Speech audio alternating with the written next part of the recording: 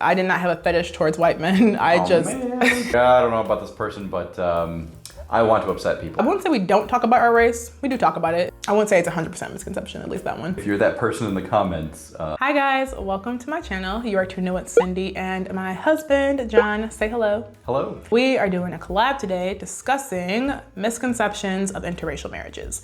So earlier this year, we did a video on just questions interracial couples get asked. Cindy went onto ChatGPT to ask it questions about interracial marriages to see what it came up with, and do not believe the computers when they tell you things. Yes. So we sat down and put together a video to discuss our own experience compared to what the computers think about interracial marriages. Yeah, so there are so many misconceptions out there, and today we're gonna debunk some of them. And if you guys like it, give it a thumbs up and subscribe for more. All right, so the first misconception of interracial marriage is they only marry just to defy social norms. So what are your thoughts on this? Absolutely. That's the only reason everybody does. Literally the only reason. Literally the only reason. They're like, I don't know about this person, but I want to upset people. I want to just make everybody mad. Go for it. Yeah. No, at least in our experience, that is not what we try to do. We marry each other because of morals, because of what we like in each other. We like each other. We do like each other. I don't know an interracial marriage that's like the reason why we got married is because we want to stick it to those other people. Yeah, like, that wasn't the reason. Yeah, especially in a marriage. I mean, I can understand like maybe in a relationship, I want to make my parents mad or something, but for like a younger kid, but definitely not in a marriage that's lifelong. So not our experience. To anybody who might think that is not the case, at least for us. The second misconception of interracial marriages is that they are more likely to end up in divorce. So this is not really the case because, do you want to tell them why? Well, you've done all the research. So when you split it down and look at the percentages and overalls and averages and this, that, and the other, like if you look in different combinations of folks, you get different percentages and different likelihoods. Yes, so like when he says combinations, he's saying like black woman, white man, white woman, black man, Asian woman, black man, like a whole bunch of different things. They just put different people of different races together and they did like statistics of that, and they're all different. So just to say, oh, well, they're more likely to divorce because they don't share the same race is just not true. There's a lot of things like people who don't share the same faith also end in divorce in different ways. So there's just so many other aspects that can lead to divorce than just because you don't look the same. Yeah, at least in America, the number one cause of divorce is money fights and money problems, which is not normally attached to race. Right. Another misconception is that one partner in an interracial marriage will give up their heritage. So that is not true in our marriage because I'm Nigerian, American, and British. My husband is American, and I have never felt like I had to give up my cultures. He obviously, I won't say obviously, have you ever felt like that? No, but any marriage or relationship is going to be a meeting of different groups. In some marriages, I can see that could potentially occur, especially if somebody is trying to get away from something, trying to, get away from their culture. And so they're interested in marrying somebody who's different from them because that's what they want, right? And that's the direction that they're heading. And that I could see that being possible. That's not our experience, and that's definitely not our relationship. Our relationship is trying to find, common ground and enjoy the differences as well.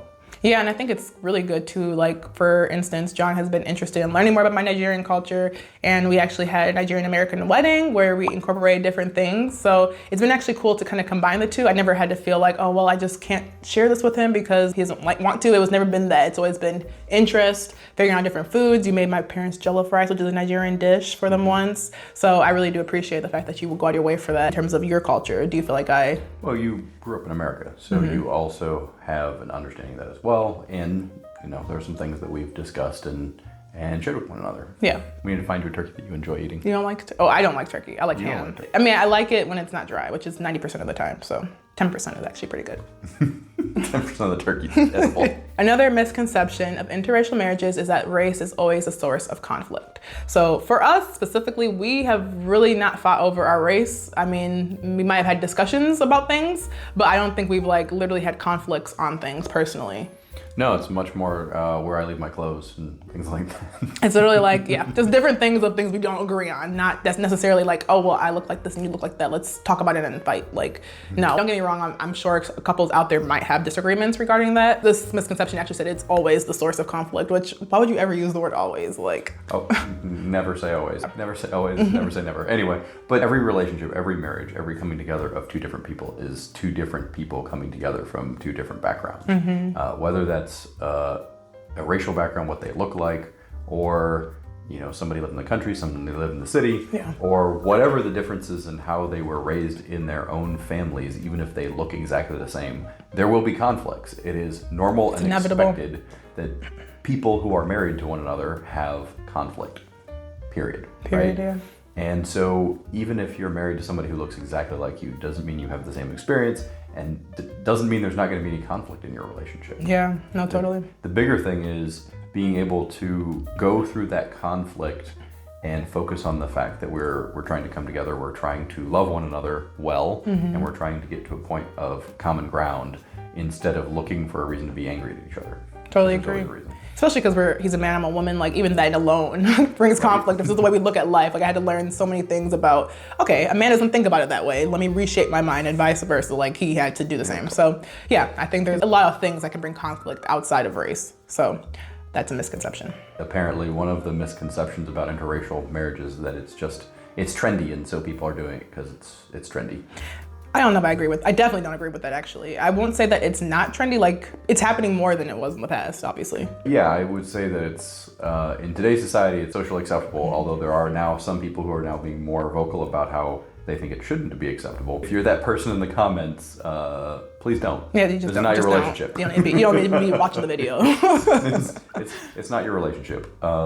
And may God bless you. Another misconception that kind of touches on some of the other points we discussed already, but it is that they don't understand each other's experiences. And I mean, I have so many experiences just being female, being raised in America with a Nigerian household, just with the friendships and in the city, like so many different things that John hasn't experienced. Every relationship, like I mentioned before, you are going to have differences. You are going to view things differently. Your family's raised you differently. They had different values. Nobody's a carbon copy of anybody. Yeah. Based on my experience, I've met so many people and talked to them, and even people that look very similar had different perspectives on life and different experiences. Yes, absolutely. One thing that may be a misconception is that the majority of people look at interracial couples negatively.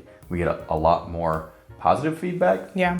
Except for on the internet. There's some people that want to come into your comment section and tell you how they don't think that you should be living your life. Yeah, it's interesting how you get it more on there versus like in real life. People are like, wow, this is cool. Or how long have you guys known each other? It's not even about like, the fact that we're so different. And at least the people that we've interacted with in the real world are, if anything, positive. Yeah, that's just been our personal experience. Somebody might get negative experiences towards that though. So it could be a misconception. It could not. I think it's all subjective.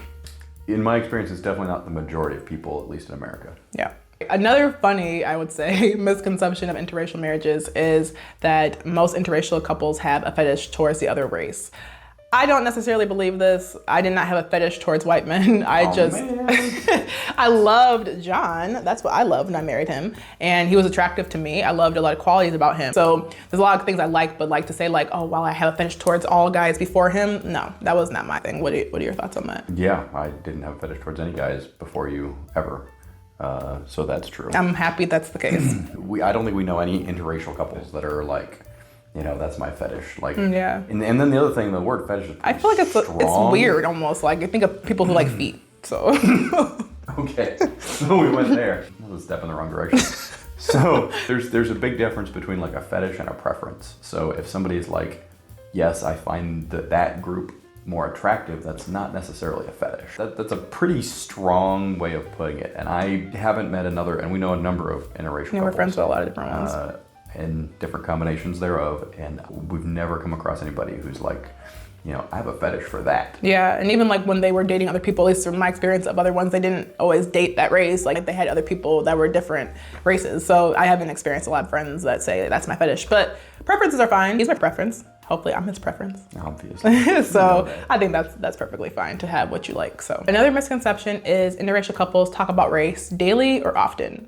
So I wouldn't say we don't talk about our race. We do talk about it. I'll tell John silly things like I'm African or something like where I'm trying to make a joke about something. I discuss it, but it's not like that's all we talk about. Our races don't dictate our conversations. Yeah, there's so many other things going on in life that you've got to deal with all sorts of other things. So the whole thing of this has to be a focus, and that's a concentration of your relationship. Maybe some other couples have that experience. That's not our experience. No. So misconception for any of those who might believe that. So another misconception that I've heard of is that interracial couples married because they were interracial, which kind of goes along with the fetish thing. Like that was the primary thing that was. Or they wanted like mixed kids, or they want, it's like something that comes out of it more so. And it wouldn't surprise me if those people do exist. My experience has not been that it's the majority of people.